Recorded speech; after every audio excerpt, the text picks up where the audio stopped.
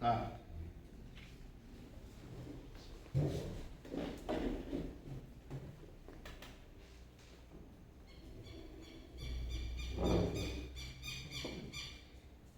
Isaías capítulo 55, um texto que encerra uma parte importante do livro de Isaías, conforme os principais estudiosos, que dividem o livro de Isaías em 3 partes, né? Até o capítulo 39, depois do 40 até o capítulo 55 e depois do 56 até o final.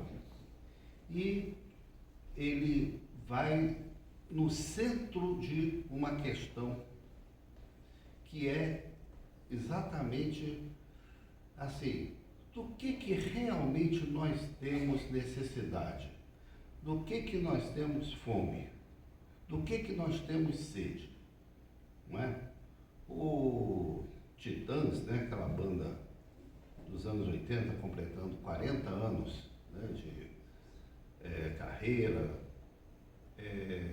fazendo shows por aí, tem em um dos seus sucessos exatamente essa pergunta, né? Você tem fome de quê? Você tem sede de quê? Não é? E são tentadas aí várias respostas. E a palavra de Deus também nos faz essa mesma pergunta por meio desse profeta chamado segundo Isaías. Porque ele, falando em nome do Senhor, ele faz essa pergunta, né? Todos vós que tendes sede, vinde às águas, e vós que não tendes dinheiro, vinde, comprai e comei, sem dinheiro e sem preço, vinho e leite. 3 líquidos, 3 bebidas fundamentais para a vida humana no mundo mediterrâneo. Aqui só faltou mencionar uma, que seria o azeite. Porque a água, o vinho, o leite e o azeite eram os 4 líquidos onipresentes na alimentação, no dia a dia, na vida do mundo mediterrâneo, no mundo da Bíblia. E para nós também continua sendo, não é? Água, vinho e leite, coisas básicas. E não está falando aqui de nada muito elaborado, da coisa que praticamente vem para nós assim, in natura. Claro, o vinho com um pouco mais de elaboração, não é? Mas algo muito presente no dia a dia, na alimentação das pessoas, não é? Tanto nas festas, como até em tratamentos de saúde. O apóstolo Paulo chega a recomendar a Timóteo que faça uso de um pouco de vinho, porque ele estava com problemas de estômago e tudo. Era um tratamento conhecido na época. Então até uso medicinal existia para esses elementos. O azeite, o óleo, esse também super presente, inclusive também na saúde das pessoas. Por isso o apóstolo Tiago recomenda que, se existe alguém doente na igreja, que seja visitado pelos presbíteros e receba uma unção com óleo, não é? Então esses elementos assim básicos da vida tornavam a vida da antiguidade muito simples. Agora é claro, né? Consumia-se e bebia-se e comia-se coisas muito sofisticadas também, não é? Mas o que o segundo Isaías chama a atenção aqui é daquelas pessoas que ele diz assim, né? Por que vocês gastam dinheiro naquilo que não é pão e o vosso suor naquilo que não satisfaz? Ele inclui o pão aqui também, outro elemento básico da vida. Porque vocês querem investir em coisas que saem do básico, do fundamental, do essencial para a vida. Nós vivemos em uma sociedade movida justamente a isso, né? A fazer com que nós desejemos consumir aquilo que a gente não precisa. Isso que move o sistema produtivo, não é?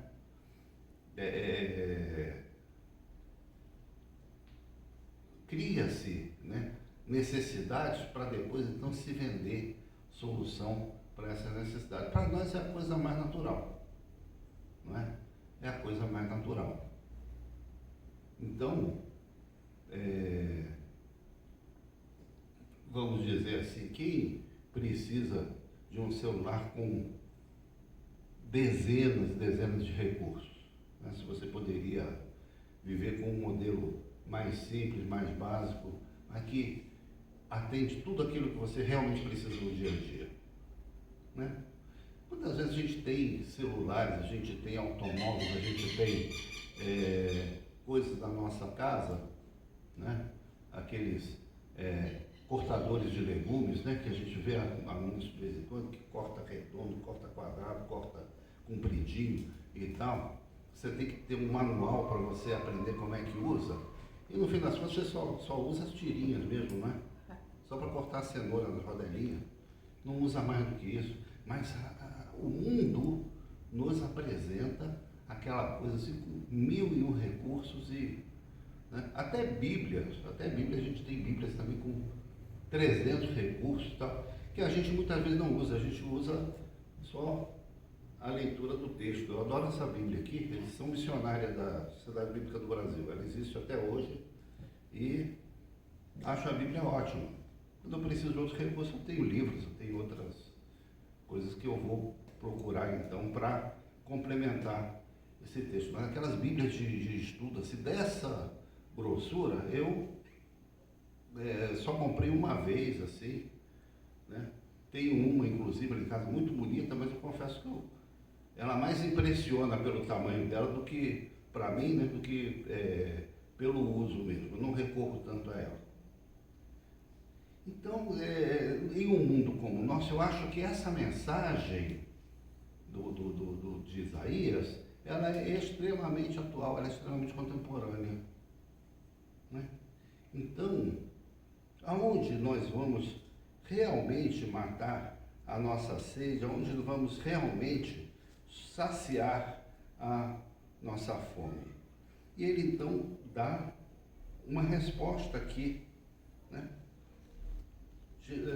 O Senhor mesmo fala: ouvi-me atentamente, comei o que é bom e vos deleitareis com finos manjares. Inclinai os ouvidos e vinde a mim, ouvi, a vossa alma viverá, porque convosco farei aliança perpétua, que consiste nas fiéis misericórdias prometidas a Davi. No primeiro salmo, no Salmo 1, nós lemos que a pessoa que medita na palavra de Deus de dia e de noite é como uma árvore plantada junto a um riacho, né?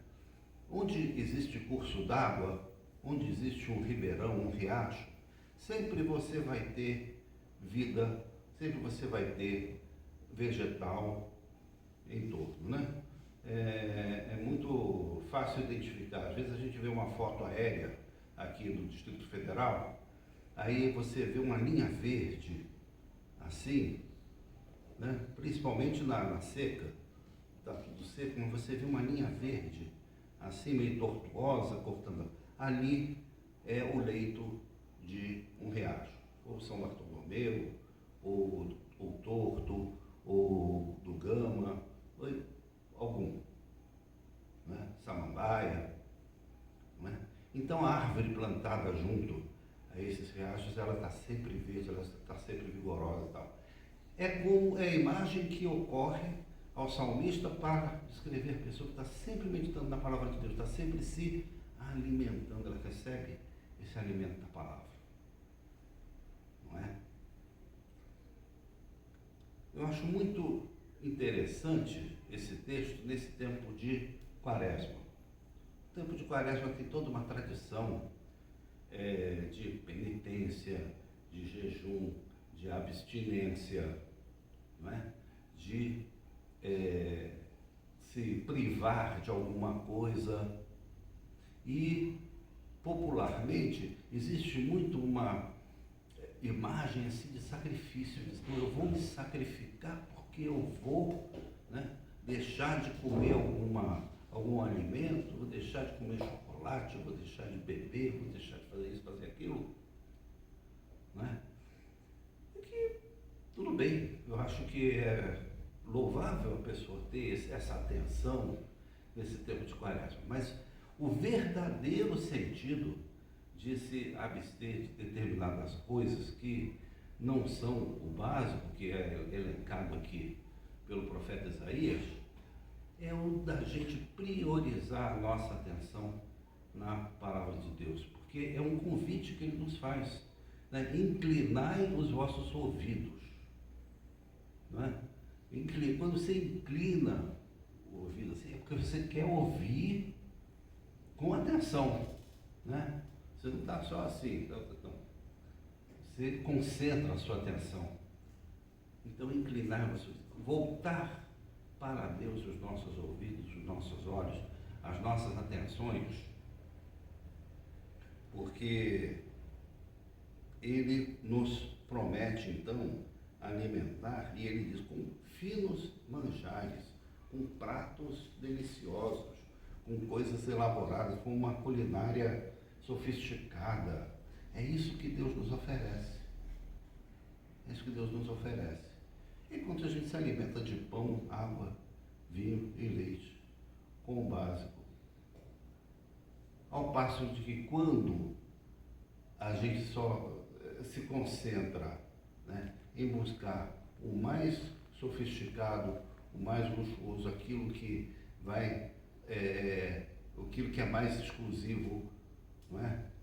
A roupa, o carro, o celular que vai nos diferenciar do resto, não é? O consumismo tem muito isso, né? É exclusivo, não é? É a sala VIP, não é?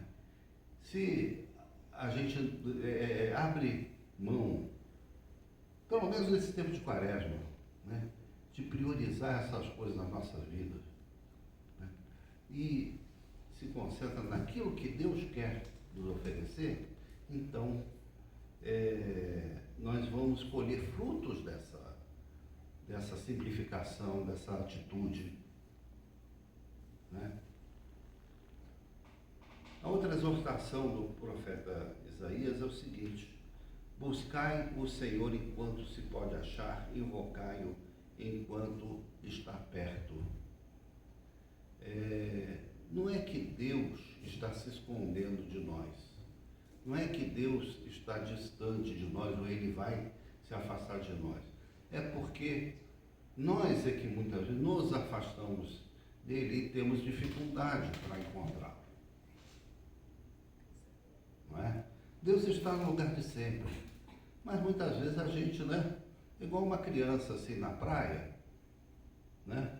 Quem já foi com criança para a praia já passou por isso, né? Ou então vamos contextualizar mais aqui em Brasília, na Feira dos Importados, né? O Ariel era pequeno, lá vai pastor citar filho, né? Tem filhos de pastor que não gostam, mas eu vou citar o Ariel aqui, porque o Ariel era pequeno, então a gente começou a olhar coisa lá num box, no outro, não sei o quê, daqui a pouco, cadê o Ariel? Sumiu lá na Feira dos Importados, né? Mas graças a Deus ele foi, um dos comerciantes lá o localizou e encaminhou para a Rádio Feira. Na época tinha a Rádio Feira, e chamaram lá no alto-falante e tal, que ele estava lá no box deles. A gente foi lá e encontrou. Ele estava perto da gente, mas ele foi seguindo lá os caminhos dele. Se a gente fica bobo, às vezes, com o que vê na feira, imagina a criança. Né? Então ele foi um na outra, sumiu. Acontece isso com a gente muitas vezes. E ele, né, assim como ele não conseguia nos encontrar, né, muitas vezes a gente se afasta de Deus e depois fica difícil de achar. É importante a gente manter essa proximidade com o nosso Deus, manter essa intimidade com o nosso Deus. Não é? Que muitas vezes a gente perde quando foca em outras coisas que não são realmente aquilo que satisfaz a nossa alma. Né? Deus sabe se diferenciar de nós, porque Ele diz, né? Porque os meus pensamentos não são os vossos pensamentos, nem os vossos caminhos os meus caminhos. Né? Então é necessário se aproximar, é necessário compreender os caminhos de Deus, é necessário convergir para que a nossa caminhada seja mais próxima, né? Seja mais segura. Porque muitas vezes os nossos caminhos querem levar a gente para longe. E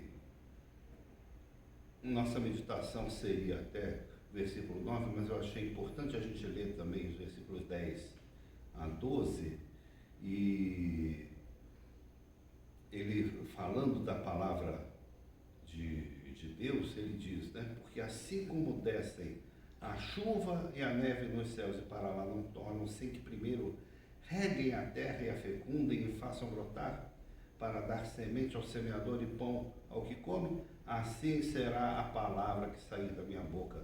Não voltará para mim vazia, mas fará o que me apraz e prosperará naquilo para que a designei. Essa imagem nos remete lá ao ambiente, que nós já falamos aqui, né? Como que os registros da palavra de Deus têm a ver com o ambiente em que eles ocorrem. Aqui lembra exatamente o que é o relevo da Palestina. Quando ele fala de neve, né, e água que descem, o Rio Jordão ele é alimentado pela neve do Monte Hermon, lá nas colinas de Golã, lá no norte da Palestina, já na divisa com a Síria.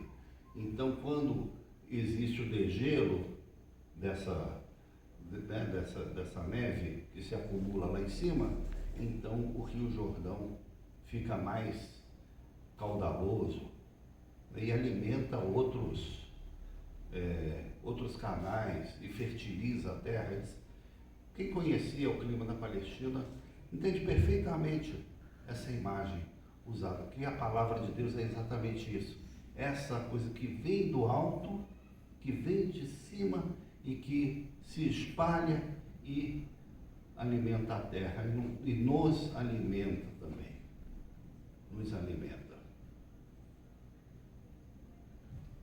E como consequência desse alimento, dessa fertilização, então ele diz: saireis com alegria e em paz sereis guiados, os montes e outeiros romperão em cânticos diante de vós, e todas as árvores do campo baterão palmas. Uma imagem belíssima, né? Segundo Isaías, é um poeta. É um poeta. Tem várias passagens desse livro que acho que vale a pena a gente ler todo o livro do profeta Isaías, mas principalmente a partir do capítulo 40. Principalmente porque são imagens das mais belas da Bíblia. Imagine as árvores batendo palmas. Que coisa, né, bela, que imagem que nos evoca a natureza, a criação de Deus com alegria, associada com alegria, né? Em lugar do espinheiro crescerá o cipreste, e em lugar da sarça crescerá a murta, e será isto glória para o Senhor, e memorial eterno que jamais será extinto. No fim de tudo, o nome de Deus é glorificado. Não somos nós somos extremamente beneficiados, somos alimentados, encontramos, saciamos a nossa sede, a nossa fome, ficamos felizes, mas acima de tudo, o nome de Deus é que é glorificado. Não é? Que essa é a nossa grande finalidade enquanto seres criados por Deus, enquanto natureza de Deus também, da qual fazemos parte.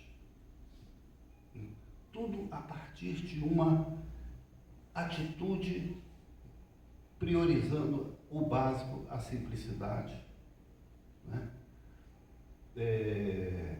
Rejeitando aquela ansiedade que muitas vezes a gente tem, né?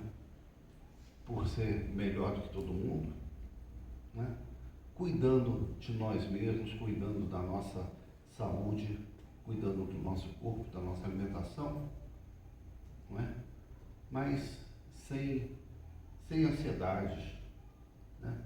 Sem querer ser mais do que nós somos, mas confiando que Deus nos sacia, nos alimenta.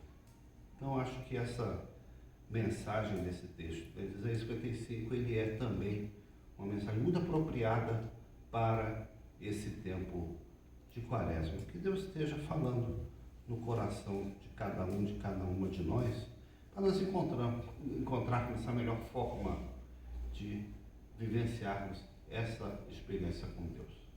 Amém? Amém.